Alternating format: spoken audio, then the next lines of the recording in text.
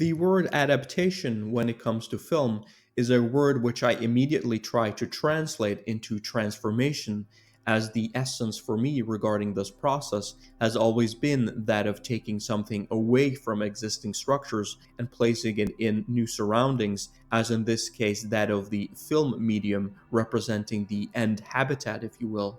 For ease, I will in this video tackle only that of fiction text adaptations, as one may adapt to film anything ranging from poems to that of video games, for which I feel all warrant particular field-specific remarks when discussing these adaptations. Now, to get started, I will be discussing some of the strengths associated with books and possible considerations which follow, for which I feel are important in terms of making a successful adaptation. I will start off by giving two remarks for which I feel there will exist a strong unity of consensus for most people around. That is, number one, it's easier in general, and I stress the word general, to make an adaptation from a shorter length book. Number two, it then follows from one that short stories and alternatively short novels should be of preference when making an adaptation. I think for most people, when asked to make a justification for these statements, will simply point out the time constrictions of the running time of a film, which are set for the vast majority of films to be something akin to less than 3 hours of finished product. What is then commonly experienced as a difference is that of less character acquaintance, generally less descriptive details, and finally that of getting less insight into both the thoughts and reflections of the characters contained within the source material. This last point serves as an entry to what I feel is the key distinguishing feature between that of books compared to that of films, and as an important objection that all serious filmmakers should take under consideration when making a film. Namely, that the medium of books places its readers inside, as it were, on the inside of somebody else's skin. That is, books have an ability to better grace the introspective nature of the characters through its leniency on being able to represent the thoughts of its characters. Although an interesting philosophical question, I think, here would be to ask if one is really experiencing familiarity with the thoughts and reflections from the vantage point of the book's characters, or if one is simply allowing oneself to be manipulated by the author, essentially to be made to feel to experience the same type of familiarity. A good illustration of this point could be given in terms of the famous book The Catcher in the Rye by J.D. Salinger, which single-handedly gives the narration from the perspective of the main protagonist, i.e., inside the protagonist's head, taking place over the course of a weekend, and would therefore, in my opinion, serve as an especially difficult book to adapt, despite its, in this case, short duration in terms of book length. To those still doubting this advantageous feature of books, I also like to give the example for what I claim is not a totally uncommon occurrence for readers to feel, namely that of experiencing almost a sense of embarrassment when meeting the author contained within a novel in a real-life setting. This again can be attributed to the sense of transformation that the readers should experience when reading a book, as one is transfixed in a very close and personal manner to both the characters' thoughts and dispositions taking place within the background development of a novel's narrative. I might mention here as an example a passage from the opening of The Possibility of an Island by Michel Houellebecq, in which he writes that, "On the day of my son's suicide, I made a tomato omelet. A living dog is worth more than a dead lion, as Ecclesiastes rightly says. I had never loved that child. He was as stupid as his mother, and as nasty as his father. His death was far from a catastrophe. You can live without such human beings." Following this singer of a passage, one can easily imagine a real-life encounter with the author in question, where deriving from the immersive textual embodiment that the reader should optimally experience when reading a novel, there might arise either a sense of latent or not so latent embarrassment. In any case, this advantage, where the book serves essentially as a vessel for the character's own thoughts and dispositions, strikes me as something very pertinent to consider when adapting something to the film medium, and it should, in my opinion, affect the filmmaker as to an important challenge representing the adaptation process taken as a whole. One could here argue, for instance, that one should be better to use elements from film which are advantageous to that of the book format. An obvious example which pops out immediately is the better correspondence to reality that we can see from depictions in film, owing obviously to being better able to interpret nature through the lens of camera, or 24 frames of lies per second, as the American director Brian De Palma would say, turning around the famous quote given from the French filmmaker Godard, who declared cinema to be truth 24 frames per second. In any case, one might argue that any book author is jealous even of the worst B-movie depiction, in the sense that it gives a better correspondence to reality. There is also an additional layer of abstractness when we consider the film medium and by extension its filmmaker's role in essentially both constructing and inventing images being manipulated over the duration of time, whereby the people making the film are not necessarily, or would make the stronger case and state that they are not predisposed to know the full extent of the concepts that they are generating through the finished product of the film. The concepts are therefore worked out in a large sense by the audiences of the films themselves, or to quote from the book Deleuze on cinema,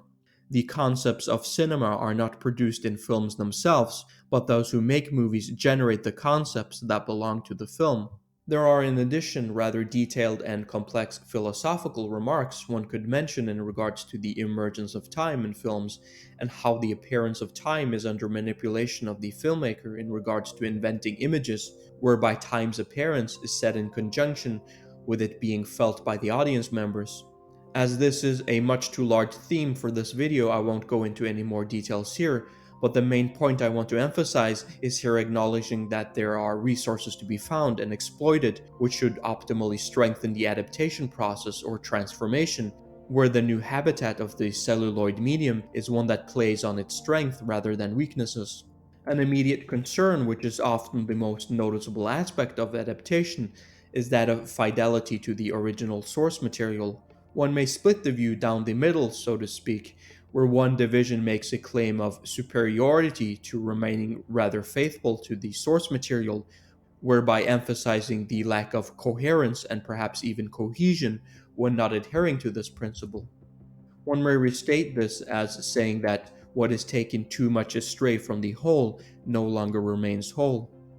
I also use the term rather in rather faithful explicitly, as it's not clear to me that a project like reading a book word for word, thereby retaining full fidelity and filming the process, is rather far removed from what we typically associate with that of a proper film adaptation.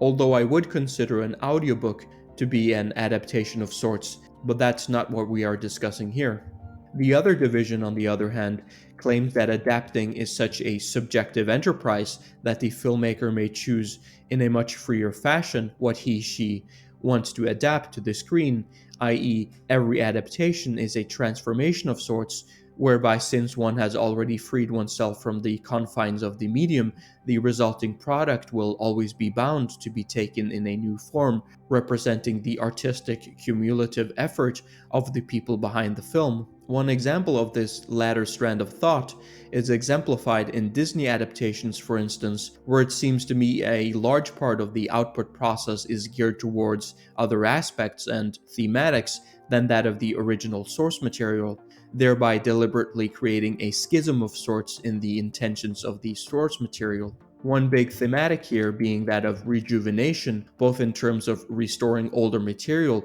to that of a newer generation, but more importantly, there exists a visionary impetus where what is restored on film is that of a new condition being aligned with social ideological concerns, which can be seen in a larger part of instilling values deemed appropriate corresponding to the time period of which the movie is released. One may mention here as an example that of the adaptation of The Hunchback of Notre Dame, originally written by Victor Hugo, whereby the original novel is that of a rather dark book where actually most of the characters die off. The Disney adaptation is much more akin to a traditional love story, where much of the key thematics are shifted to what is in the film the main protagonist of Quasimodo and his search for self-acceptance in the world he inhabits. This again may be seen in a larger context of what sort of set of constrictions, if any, should be placed upon the adaptation setting from a more mature body of work to that of a children's movie adaptation.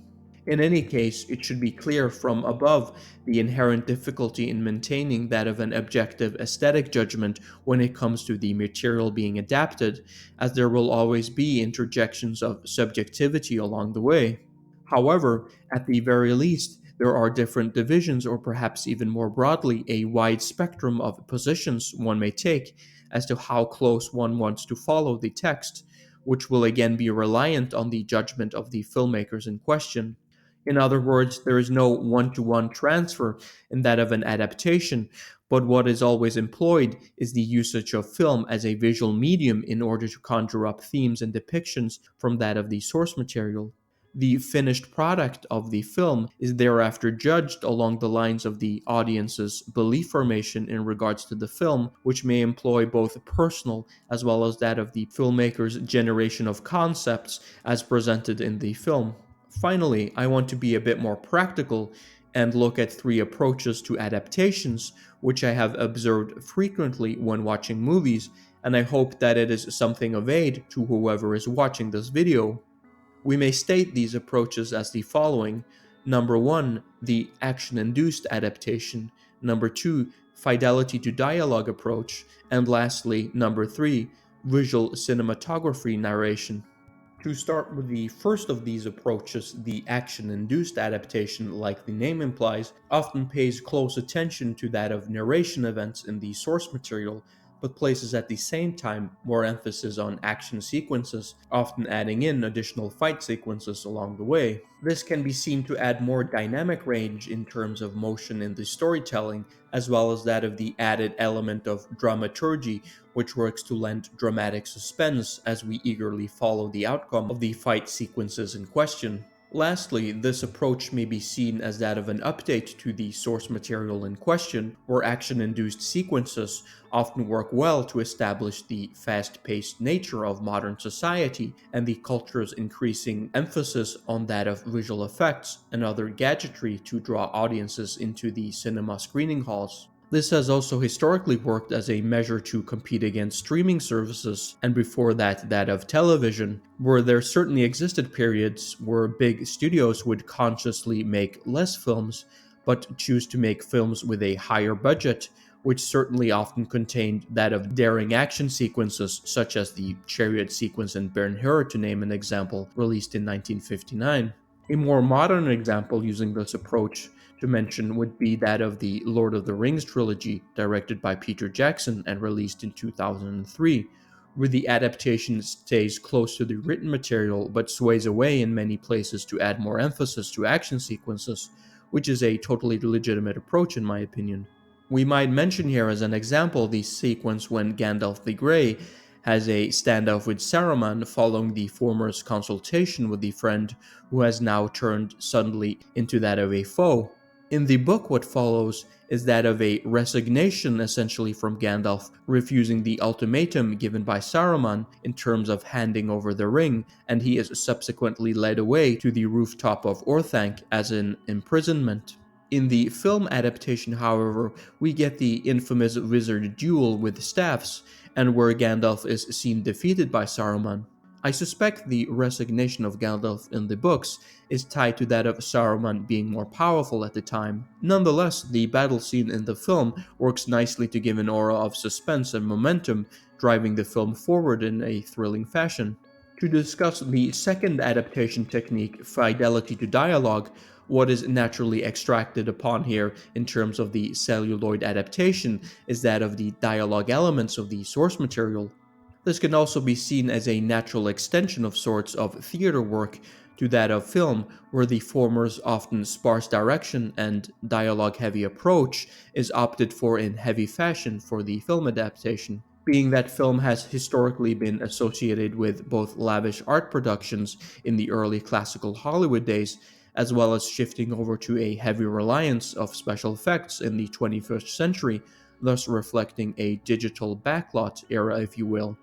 This approach might be met with more backlash than you would think initially, perhaps. Common criticism therefore includes that of too exuberant dialogue slows down the pacing of the film, essentially where a further implication might be that of drawing viewers away from the overarching storyline of the film. In addition, Overemploying dialogue might be characterized as non-essential at times, as it may reiterate information which is better or already told through the visual direction of the film. On the other hand, in terms of film adaptation, dialogue seems to be far more of a direct transfer of the source material at hand. We may thus say that the use of dialogue can convey a strong sense of verisimilitude carried over from the books, reveal character from the protagonist's perspective, and aspiring to come as close to as the source material in terms of conveying the same sense of purpose which is found in the written material. As a good representation of this technique,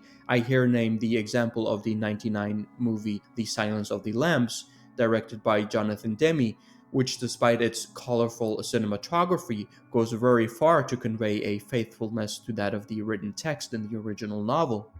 This again works among the many strengths of the film, as one wants to portray the complex composition constituting Hannibal Lecter, as well as the psychoanalytic thematics which are on the table in terms of exploring both the inner life of Clarice Starling and that of the elusive killer, which might also be seen from the vantage point of having a highly complex psychological makeup.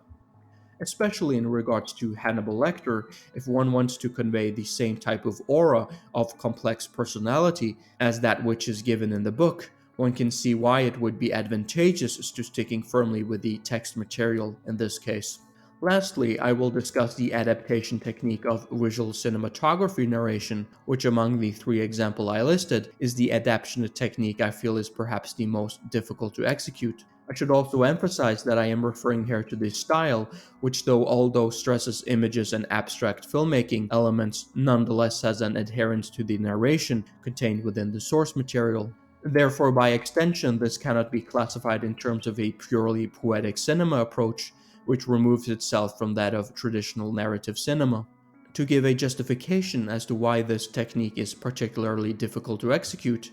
I claim that in order to be successful in this enterprise, one has to successfully convert that of narrative events in a more abstract visual conveyance, which requires a form of visual intelligence that certainly not everyone possesses. In addition, one always runs the risk of being either accused of being too pretentious in terms of being too abstract with the material, or being too superficial in terms of conveying to screen too illustrious visual elements at the cost of being better understood perhaps through more conventional textual expositional means. Nonetheless, when done right, it can be argued that one draws upon the greater strengths among the medium of film, namely that of its visual nature and its potential for inducing highly creative, visually artistic manipulations. As a more recent example of this type of approach, we can here mention the 2021 adaptation of the first Dune novel, directed by Denis Villeneuve, where the storytelling unfolds through that of lavish production designs, slow-paced grand operatic visual techniquery, and a splendid use of montage and rhythm, which all works to convey a visual narrative. I must admit that there is in existence quite a lot of misconceptions and misunderstandings which I have heard surrounding the film since its release, but I won't give a proper treatment on those comments in this video. I will most likely cover the film in full length in future videos, however. To sum up then, we have discussed some of the difficulties in regards to making an adaptation from a fiction text, some strengths of the book medium, and lastly, three more practical approaches to the employment of adaptation.